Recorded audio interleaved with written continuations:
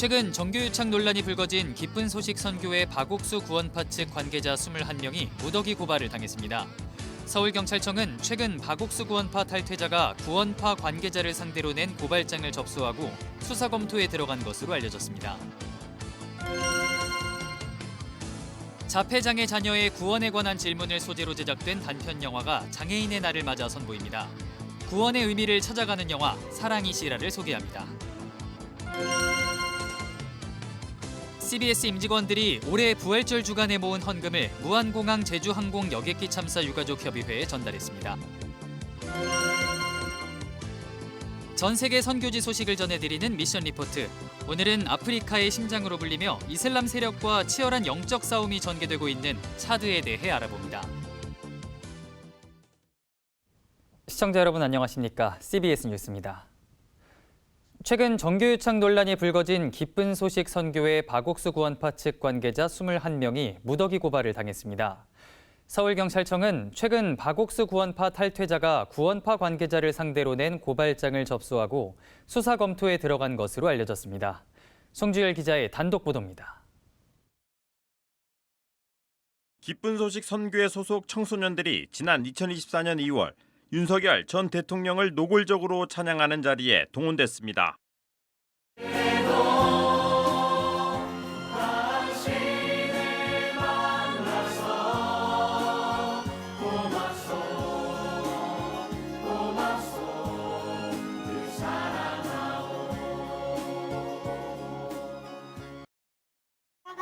위기 때 국민의 부름을 받으시고 대통령직을 맡으셔서 지난 2년 동안 너무나 고생 많으셨습니다. 이 나라를 이끌어 주셔서 너무나 감사합니다. 이 많은 친구들과 온 국민이 국민 대통령 윤석열 대통령님을 응원하고 사랑합니다. 감사합니다. 22대 총선을 앞둔 지난 2024년 1월 기쁜 소식 한박교회 신도들은 국민의힘 충남도당 신년 인사회에 조직적으로 동원됐습니다. 앞서 20대 대선 과정에서는 윤석열 후보를 지지하기 위해 결성된 나라 살리기 천만인 의병에 신도들이 집단 가입됐고 지난해 초 윤석열 탄핵 반대 단식 집회에도 조직적으로 동원됐다는 의혹을 받습니다. 이러한 정교유착 의혹은 CBS가 단독 입수한 기쁜 소식 선교회 내부 녹취에서도 확인됐습니다. 정치에 너무 가담을 했고 그리고 여러분 중에서 혹시 그 천만 의병에 가입한 사람들이 있다면 그건 진짜 잘못된 겁니다. 정치하는 분인데 이분에게 우리 선교회에 있는 형제 자매들을 거부해가지고 명단을 주는 거였습니다. 그래서 그 명단을 제가 보니까 이런 가운데 기쁜 소식 선교회 탈퇴자 전모 씨가 박옥수 구원파 관계자 21명을 서울경찰청 공공범죄수사대에 무더기로 고발했습니다. 전 씨는 고발장에서 최근 정교유착 논란에 선 기쁜 소식 선교회 목사 전모 씨를 비롯해 정치자금법 위반과 횡령, 배임 등의 혐의가 있는 관계자 21명을 고발한다고 밝혔습니다. 전 씨는 특히 기쁜 소식 선교회 기부금 20억 원 상당이 비영리 사단법인 월드브릿지 운영 자금으로 흘러들어갔고 이 단체를 중심으로 기쁜 소식 선교회 신도들과 청소년들이 행사에 동원되고 있다고 주장했습니다. 대전 한박교회 장로예요. 조가 대전 한박교회 있을 때 만든 건데 외교부에 허가한 비영리 단체예요. 자기 돈으로 한 게 아니라는 거예요. 기쁜 선교회 돈으로 그걸 월드브릿지 만들어가지고 정치 활동을 한 거예요. 지난 13일 고발장을 접수한 서울경찰청은 사건 배당 절차를 밟고 있는 것으로 알려졌습니다. 한편 기쁜 소식 선교회 측은 정교유착 논란 의혹의 중심에 선 조 씨를 지난달 목사직에서 제명했고 조 씨는 해외로 도피성 출국을 한 것으로 전해졌습니다. CBS 뉴스 송주열입니다. CBS 임직원들이 올해 부활절 예배에서 모은 헌금을 12.29 무한공항 제주항공 여객기 참사 유가족 협의회에 전달했습니다. CBS 나이영 사장과 사모 김종생 목사 등 임직원들은 오늘 제주항공 여객기 참사 유가족들을 초청해 위로하고 임직원들의 뜻을 모은 부활절 예배 헌금을 전달했습니다. 나이영 사장은 참사 발생 1년 4개월이 흐르도록 희생자 유해 수습조차 제대로 되지 않았다는 사실에 놀랐다며 CBS가 언론사로서 진상규명과 참사의 재발 방지를 위해 감시 기능을 잘하겠다고 말했습니다. 유가족협의회 임정임 이사와 유가족 이미진 복음교회 총무는 무안공항 제주항공 여객기 참사 유가족들의 슬픔을 잊지 않고 기억해준 CBS에 대해 감사의 마음을 전하며 참사 진상규명을 위해 함께 기도해달라고 요청했습니다. 자폐장애를 가진 아들을 둔 엄마가 아들이 구원을 받을 수 있을지 궁금해합니다. 단편 영화 사랑이시라는 가슴 아픈 부모의 질문에서 시작하는데요. 구원은 결국 하나님의 전적인 은혜라는 사실을 깨닫게 해줍니다. 장애인의 날을 맞아 선보이는 영화를 소개합니다. 이승규 기자입니다. 자폐 아들 승민을 키우는 엄마 현주. 일상이 만만치 않지만 꿋꿋하게 버티고 있습니다. 그러던 어느 날 아들의 구원에 대한 질문이 생깁니다. 과연 자폐인 내 아들도 천국에 갈 수 있을까? 구원의 의미도 뜻도 모르는 아들이 하나님 앞에 설 수 있을까? 갑작스럽게 생긴 이 질문은 엄마 현주를 괴롭고 고통스럽게 만듭니다. 아들의 구원을 확인하고 싶어 신앙을 강요하지만 기차만 좋아하는 아들이 야속하기만 한 엄마 현주. 현주는 하나님께 엎드려 울부짖으며 답을 찾으려 노력하고 결국 구원은 인간의 노력에 있는 게 아니라 하나님의 전적인 은혜라는 사실을 깨닫게 만듭니다. 단편 영화 사랑이시라는 자폐 아들을 둔 엄마가 어느 날 아들의 구원에 의심이 생기면서 답을 찾아가는 여정을 그리고 있습니다. 단편 영화라는 한계 때문에 엄마 현주의 복잡한 감정이 조금 더 세밀하게 묘사되지 못했지만 영화는 우리에게 구원에 대한 질문을 하게 만듭니다.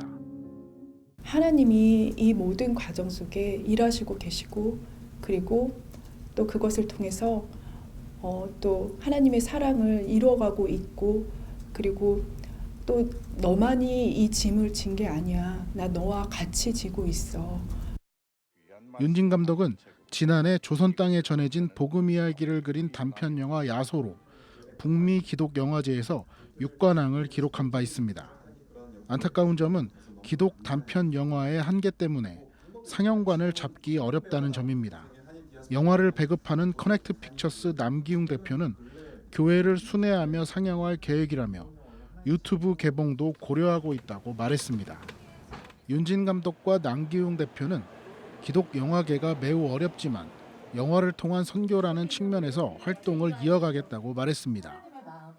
그럼에도 불구하고 이 일을 계속하고 있는 것은 이 영화를 하나님 주신 영화들을 통해서 영혼이 깨어나는 것들을 보고 하나님께 돌아오는 역사들을 보는 것들을 그 기쁨 때문에 아마 이 일을 계속할 수 있지 않을까 싶어요. 이번 영화 역시 서울 광염교회와 옥토교회의 후원과 장소 협찬으로 완성할 수 있었습니다. 4월 장애인의 날과 5월 가정의 달을 맞아 가족이 함께 보면 좋을 기독 영화입니다. CBS 뉴스 이승규입니다. 최근 이재명 대통령이 SNS를 통해 이스라엘의 국제법 준수를 촉구한 것과 관련해 정치적 공방이 벌어지고 있는 가운데 한국교회 목회자와 신학자들로 구성된 한국교회와 공공성 포럼이 성명을 내고 이스라엘의 민간인 학살을 규탄했습니다. 포럼은 비판의 본질은 반유대주의가 아니라 반전쟁과 인권이라며 주권 국가의 대통령이 민간인 학살과 국제법 위반을 비판하는 것은 지극히 당연한 책무라고 밝혔습니다. 이어 식민지배의 고통을 아는 한국은 이스라엘을 비판할 자격이 충분하다며 지금 필요한 것은 대통령의 사과가 아니라 민간인 희생에 눈감는 한국 정치의 처절한 자기 반성이라고 지적했습니다.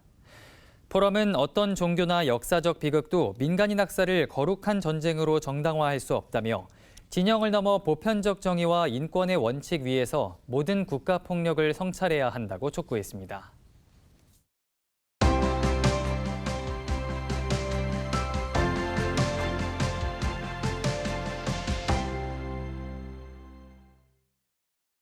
아프리카의 심장으로 불리는 차드는 뜨거운 찬양과 기도가 인상적이지만 우상 숭배와 이슬람의 영향도 강한 지역입니다. 선교지 소식을 전하는 미션 리포트. 오늘은 아프리카 북중부에 위치한 차드 바일리에서 김영섭 선교사가 전해드립니다. 네, 차드는 북중부 아프리카에 위치하며 흔히들 아프리카 심장이라고 합니다. 주변 6개국에 둘려 있고 사하라 사막이 있으며 무척 건조하고 바다가 없는 내륙 국가입니다. 인근의 리비아와 사우디의 도움으로 회교가 급속히 남진하다가 멈춘 지역으로 선교학자들은 복음의 마지노선이라고 합니다. 이슬람 국가들의 지원으로 많은 마을에 학교가 세워지고 우물이 파지고 이를 통해 이슬람이 번성하고 있습니다. 남쪽에는 자연 숭배와 조상 숭배를 강요하는 전통 종교들이 퍼져 있고 또 마리아와 성인들의 이름으로 기도하는 카톨릭들이 존재하고 있습니다. 차드의 종교는 일반적으로 이슬람이 52%, 개신교는 24%, 캐톨릭이 20% 정도로 분포되고 있습니다. 184개 종족 가운데 52개가 미전도 종족이고 120개의 언어가 있습니다. 120개 언어 중에 신구약 성경이 번역된 언어는 12개에 불과합니다.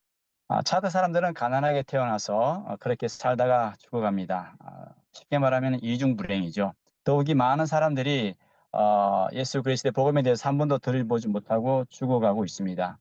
차드는 무슬림 국가지만 헌법상 종교의 자유가 있는 나라고 선교사 비자를 주는 나라입니다. 아직은 열려있는 나라입니다. 선교학자들은 차드가 선교 전략적으로 중요한 지역이라고 이야기하고 있습니다. 1920년대부터 개신교 선교사들이 차드 남쪽에서 복음을 전했고 시간이 지나면서 여러 교단들이 들어왔습니다. 그리고 1990년대에 들어서 이제 카리스마틱한 오순절 교단들이 들어왔고요. 차드 교회들은 일반적으로 모이기를 힘쓰고 뜨겁게 찬양하고 예배를 드립니다. 또 1년에 한 번 12월 26일부터 30일까지는 어떤 지역을 정해놓고 전도를 하는 그런 열심이 있습니다. 그러나 전도 후 양육과 사후 관리가 되지 않아 전도받은 사람들이 다시 세상으로 돌아가는 문제가 있습니다. 많은 성도들이 말씀 읽기와 묵상이 생활이 되지 않았어 나라와 열방을 위한 기도가 많이 약합니다. 몇몇 교단은 소위 네비우스 3자 정책 자립, 자치, 자전이 되는 데가 있고요. 어떤 교단은 아직도 외국인들을 많이 의존하는 경향이 있습니다. 차드는 특별히 현지 교단들과 교회들과 외국인 선교사들이 함께 사역하는 그런 특징이 있는 나라입니다.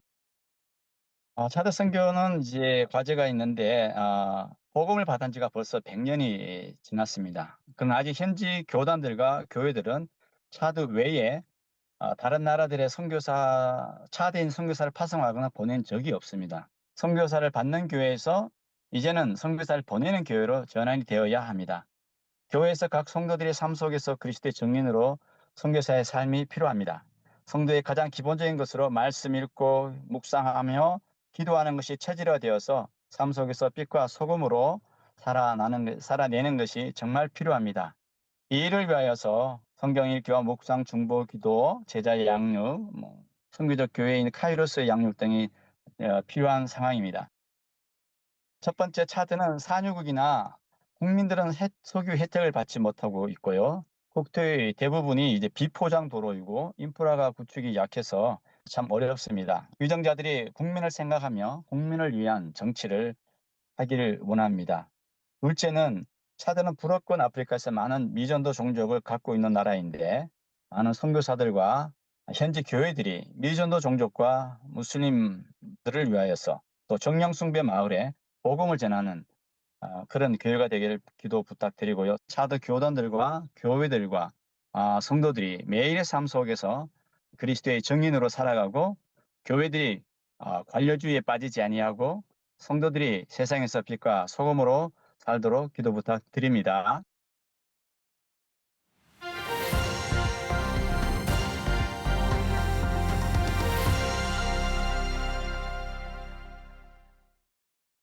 간추린 지역교계 소식입니다. 속초 행복나눔봉사단이 올해 상반기 사랑의 쌀 나눔 행사를 열었습니다. 대성교회는 대전 CBS와 함께 특별한 찬양 예배를 드렸습니다. 속초 행복나눔 봉사단이 속초 중앙교회와 함께 2026년 상반기 사랑의 쌀 나눔 행사를 열었습니다. 제일 중요한 게 예수께서 우리에게 주신 사랑을 전달하고 나누는 역할이겠죠. 그래서 그 어른들한테 마음의 위축이 없이 편안하게 받으시고 또 봉사단과 교회는 지역 거주 이웃 203가정에 쌀과 김 203박스를 전달했습니다. 충주 주덕지역 목회자협의회와 제1호만 선교센터가 시대를 읽는 목회자를 주제로 충주 목회자 포럼을 열었습니다. 포럼 첫날엔 한국교회 정보센터 김항한 목사가 강사로 나섰습니다. 한편 제2회 충주 목회자 포럼은 올해 11월 10일까지 계속 이어질 예정입니다. 예장통합 충청노회가 84회 정기노회를 열었습니다. 충청노회는 이 자리에서 예장통합총회 부총회장 후보로 청주 서원경교회 황순환 목사를 추천했습니다. 대전 대성교회가 교회 설립 42주년을 기념해 대전 CBS와 함께하는 특별 찬양 예배를 열었습니다. 디지털 우물을 파는 이 선교 사역에 특별히 방송 사역에 동참해가는 귀한 첫 단추가 이번에 깨어진 것 같아서 200여 명이 참여한 이번 찬양 예배엔 찬양 사역자 김대환과 은하수, 동방현주가 출연했습니다. 잊지 않을게